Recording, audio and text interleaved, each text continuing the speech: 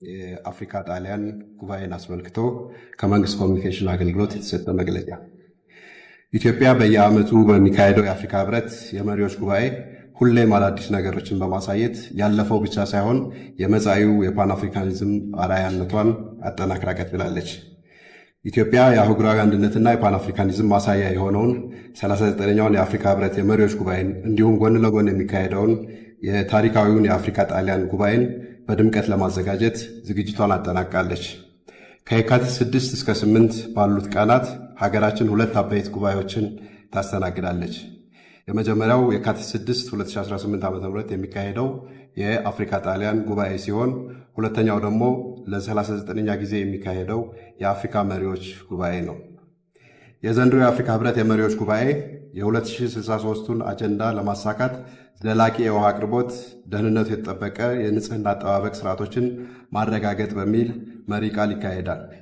ይህ ርዕሰ ጉዳይ የአፍሪካን ለዘላቂ ልማት ያላትን ቁርጠኝነት የሚያንጸባርቅ ሲሆን የ2063 አጀንዳ ከግብ ለማድረስ የረዥም ጊዜ ራዕይን በመሰነቅ እየገሰገሰች መሆኗን የሚያመላክት ነው። ከዚህ አንጻር ሀገራችን ለአፍሪካውያን ልታቀርባቸው የምትችላቸው በርካታ ተሞክሮች አላት። ሀገራችን ኢትዮጵያ በአረንጓዴ አሻራ ባለፉት 7 ዓመታት ከ50 ቢሊዮን የሚገመት ችግኝ በመትከል የደን ሽፋናችንን ከ17 በመቶ ወደ 23 በመቶ ማሳደግና ለአዛላቂ ልማት ያለንን ቁርጠኝነት ማሳየት ችለናል። ታላቁ የኢትዮጵያ ህዳሴ ግድብን ጨምሮ የሃይድሮ፣ የነፋስ እና የፀሐይ ታዳሽ ኃይል አማራጮችን በመጠቀም የኢነርጂ ፍላጎቷን ከማሳደግም አልፎ ለጎረቤቶቿ ጭምር መትረፍ ችላለች። በተጨማሪም በነዳጅ የሚሰሩ ተሽከርካሪዎችን በመከልከል ለታዳሽ ኢነርጂ ያላትን ቁርጠኝነት በተግባር አሳይታለች። በከተማ የኮሪደር ልማትና በወንዝ ዳርቻ ልማት ከተሞችን ጽዱና ውብ ማድረግ፣ የአካባቢ ብክለትን የቀነሱ ደማቅ ከተሞችን የመፍጠር ጥረት በመዲናችን ጀምራ በበርካታ የሀገራችን ከተሞች እየቀጠለች ትገኛለች። ከፕላስቲክ የጸዳ አካባቢን ለመፍጠር የአንድ ጊዜ ፕላስቲክ መያዣዎችን በመከልከል ለዘላቂ ልማት እና አካባቢ ጥበቃ ያላትን ቁርጠኝነት ዳግም አስመስክራለች። በቀጣይነትም የውሃ ሀብቷን በአግባቡና ውጤታማ በሆነ መንገድ ለመጠቀም የሚያስችሉ ሁለንተናዊ እርምጃዎችን እየወሰደች ትገኛለች። ከህብረቱ ጉባኤ አስቀድሞ የአፍሪካ ጣሊያን ጉባኤ የሚካሄድ ሲሆን ይህም የአፍሪካ ጣሊያን ግንኙነት በአህጉራዊና ዓለም አቀፋዊ የትብብር ማዕቀፎች ይበልጥ እንዲጠናከር የሚያደርግ ነው።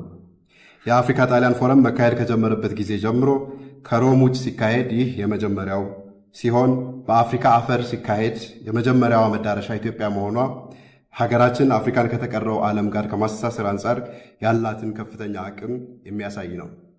የጉባኤው የማዕከላዊ አጀንዳ በ2024 በሮም ይፋ የተደረገውን የማቴ ዕቅድ አፈጻጸም መገምገምና ቀጣይ አቅጣጫዎችን ማስቀመጥ ነው። የጉባኤው ዋና ዋና አምዶች በሆኑት ኢነርጂ፣ ግብርና፣ ትምህርትና ስልጠና፣ ጤና፣ ውሃ፣ መሰረተ ልማት ሀገራችን በርካታ ተሞክሮዎችን ማቅረብና አጋርነቶችን ለመመስረት የሚያስችላት ቁመና ላይ ትገኛለች። በእነዚህ ጉባኤዎች ርዕሰ ብሔሮች፣ ጠቅላይ ሚኒስትሮች፣ ምክትሎችና የውጭ ጉዳይ ሚኒስትሮችን ጨምሮ በአጠቃላይ ከ17,000 በላይ የልዑካን ቡድን አባላት ይሳተፋሉ ተብሎ ይጠበቃል። እነዚህን ጉባኤዎች ለመዘገብ ከ800 በላይ የሚዲያ ባለሙያዎች ፈቃድ ጠይቀዋል። በቀጣይ ቀናት የአህጉራችን ዋና ዋና ሚዲያዎች ዓይንና ጆሮ ሀገራችን ላይ ያነጣጥራል። ኢትዮጵያ ብሔራዊ ጥቅሞቿን በሚያስጠብቅና ከግብ በሚያደርሱ ውይይቶች ላይ በንቃት ለመሳተፍ ተዘጋጅታለች። በዚህም የአፍሪካ የጋራ ጥቅሞችን ለማረጋገጥ የበኩሏን አስተዋጽኦ ታደርጋለች። የአፍሪካ መሪዎችና ልዑካን ቡድኖች በቆይታቸው ከዲፕሎማሲያዊ ስራዎቻቸው በተጨማሪ የሀገራችንን የልማት ስራዎች እና የቱሪስት መዳረሻዎች እንዲጎበኙና በቀጣይነት የተመዘገቡ ላሉ የልማት ውጤቶቻችን እንዲመለከቱ ሰፊ ዝግጅት ተደርጓል። እንዳስተናገች ሀገር ከተለያዩ ሀገራት የሚመጡ መሪዎች ልዑክና እንግዶችን ተቀብላ ከማስተናገድ ባሻገር በርካታ ሁለትዮሽ ውይይቶችን ለማድረግ ዝግጁ ናት። የህብረቱ መቀመጫና የአፍሪካ ዲፕሎማሲያዊ ማዕከል የሆነችው አዲስ አበባም በአህጉሩና ከተለያዩ የዓለም ክፍሎች የሚመጡ መሪዎችን እና የልዑካን ቡድኖችን ተቀብላ ለማስተናገድ ከምን ጊዜውም በላይ የተሟላ ዝግጅት አድርጋለች። በአጠቃላይ እንደ መንግስት እነዚህን ሁለት ጉባኤዎች ስኬታማ በሆነ መንገድ ለማስተናገድ የሚከተሉት ዋና ዋና ተግባራት ተከናውነዋል። የተቀናጀ አመራር ከመስጠት አንጻር 35 የፌዴራል ተቋማት የአዲስ አበባ ከተማ አስተዳደር ያሉበት የአብይ ኮሚቴ ስራውን በውጤታማነት ሲመራ ቆይቷል። የዲፕሎማሲና መስተንግዶ ዝግጅት ከ180 በላይ በሁሉም የአፍሪካ ህብረት የሥራ ቋንቋዎች ብቁ የሆኑ የበጎ ፈቃድ ካዴቶች ስልጠና ወስደው ተሰማርተዋል። የመግቢያ ፈቃዶችን ከማሳለጥ አንጻር የቪዛ የጉምሩክና የሚዲያ ፈቃድ አገልግሎቶች በተሳለጠ ሁኔታ እንዲሰጡ ልዩ አሰራር ተዘርግቶ ስራ ላይ ውሏል። በዚህም ሁሉም የሚመለከታቸው የመንግስት አካላት ያሉበት ፖርታል ተዘጋጅቶ የሰው ንክኪን በቀነሰ መልኩ በኦንላይን ፈቃዶች የመስጠት ስራ ተከናውኗል። አገልግሎትን በተመለከተ ሆቴሎች፣ የትራንስፖርት አቅራቢዎችና የታክሲ አሽከርካሪዎች እንግዶችን በኢትዮጵያዊ ጨዋነት ለመቀበልና በቂ መረጃ ለመስጠት የሚያስችል ስልጠና ወስደዋል። እንደ መብራትና ቴሌኮሙኒኬሽን ያሉ የመሰረተ ልማቶችም በላቀ ዝግጁነት ላይ ይገኛሉ። ሰላምና ደህንነትን ከማረጋገጥ አንጻር የጸጥታና ደህንነት ግብረ ኃይሉ በቴክኖሎጂና በሰው ኃይል ታግዞ ጉባኤው በስኬት እንዲጠናቀቅ አስተማማኝ ዝግጅት አድርጓል። ኢትዮጵያ በፓን አፍሪካኒዝም ማዕከልነትና ዲፕሎማሲያዊ ሚና በኩል በአህጉሩ የአንድነት ድምፅ እንዲኖረው በማድረግ በሰላም ማስከበር ስምሪቶች ላይ ቀዳሚ ተሳትፎ በማድረግ የአፍሪካ አህጉራዊ ነፃ የንግድ ቀጠናን በፍጥነት በማጽደቅ ለተለያዩ የአህጉሪቱ ተቋማት አስፈላጊውን የመሠረተ ልማት ድጋፍ በማቅረብ ትልቅ አስተዋጽኦ ያላት ሀገር ነች። ውድ የሀገራችን ሕዝቦች፣ ይህን ጉባኤ ማዘጋጀት ለእኛ የዲፕሎማሲያዊ ስኬት ማሳያ ብቻ አይደለም።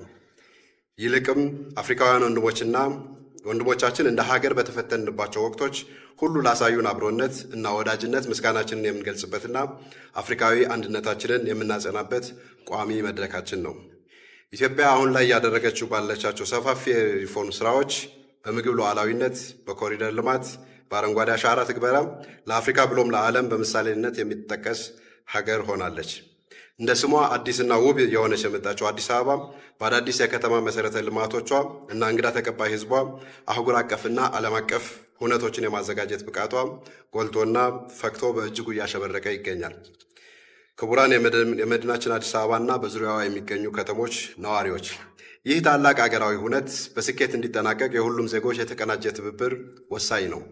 በመሆኑም እስከ ጉባኤው ፍጻሜ ድረስ በሚኖሩት ጥቂት ቀናት ሊያጋጥሙ የሚችሉ መጠነኛ መስተጓጎሎችን ሀገራችን ከምታገኘው ዘርፈ ብዙ የዲፕሎማሲና የኢኮኖሚ ጥቅም አንጻር በማስተያየት የበኩላቸውን ድርሻ እንዲወጡ መንግስት ጥሪውን ያቀርባል። በመጨረሻም ይህ የቅድመ ዝግጅት ስራ በተሳካ ሁኔታ እንዲጠናቀቅ ሌት ተቀን ለሰሩ የፌዴራልና የከተማ አስተዳደር ተቋማት፣ ማህበራት፣ ድርጅቶችና ግለሰቦች ሁሉ በመንግስት ስም የላቀ ምስጋና እናቀርባለን። የመንግስት ኮሚኒኬሽን አገልግሎት የካቲት 2018 ዓ.ም